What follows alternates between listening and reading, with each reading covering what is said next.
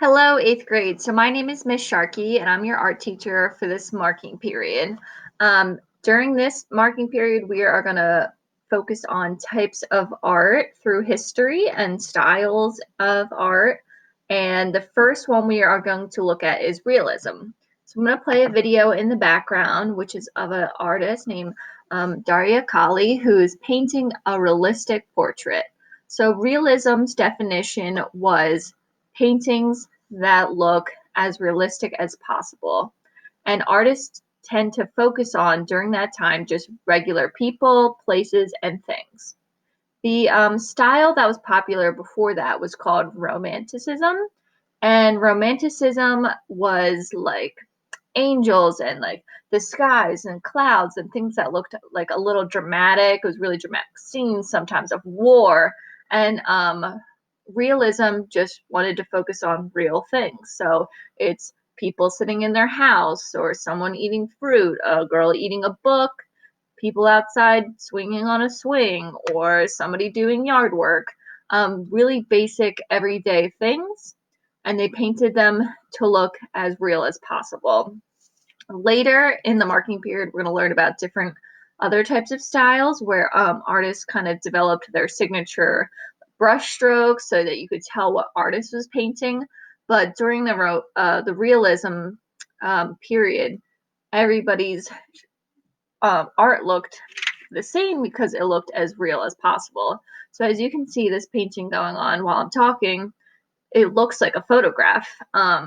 But realism was really popular before photography was really a thing. Um, so I'm going to show you some pictures of realism, but as you can see, our project for this, for realism, I'm going to have you take a photograph of you imitating a famous realism picture. So you're going to go to Google and you're just going to Google famous realism paintings and you're going to pick your favorite. You're going to learn the artist, what the painting is called, and then you're going to recreate it. There's a whole slideshow with examples because obviously if I had you guys trying to paint a realistic painting at home, like that would be pretty difficult, especially without me there guiding you. Also, I don't even know if I could paint it that good. That is almost perfect. It really does look like a photograph. So usually for each project, I would have a video of me doing the art project we're gonna do, and then you guys would follow along and do it. But I think realism is too hard to do at home, so we're coming at it from a different angle, and we're using a photograph. And you're gonna each all look up your own paintings, so you're gonna learn about it that way. But let me fast forward so you guys can see how good this is. It looks exactly like a photograph. So this is a real painting happening in real life by this artist. Some realism pictures from back in the day. This is by an artist named Gustave Courbet. It's just people doing some yard work outside. It's called the Stonebreakers. If you want to imitate this one, you can, but just Google one that you think is great. Here's some people just picking up some hay outside. This might be if you have some friends that want to dress up and take a picture with you. They can be in it too. That is fine. Here are some people playing chess. So once again, it's just everyday people, objects, and things happening.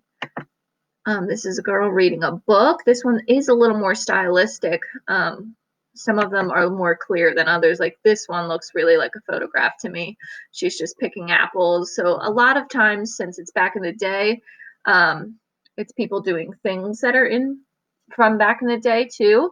Because in our area, we don't have a lot of farming happening. But in a lot of the pictures, there is, because a lot of them were painted in France or in the countryside. But yeah, feel free to look at the next part of the Prezi. It has lots of examples about what you're going to do. You can take it using your computer, your cell phone, or a camera, but I know you guys all have cameras because you've been Zooming with your other teachers, so you all have one on your laptops or your iPads at least, and then you're going to upload it to a document on the Google Classroom. I hope you guys have fun with this. Also, enjoy my examples because I put two of myself in there. So enjoy that and let me know if you have any questions.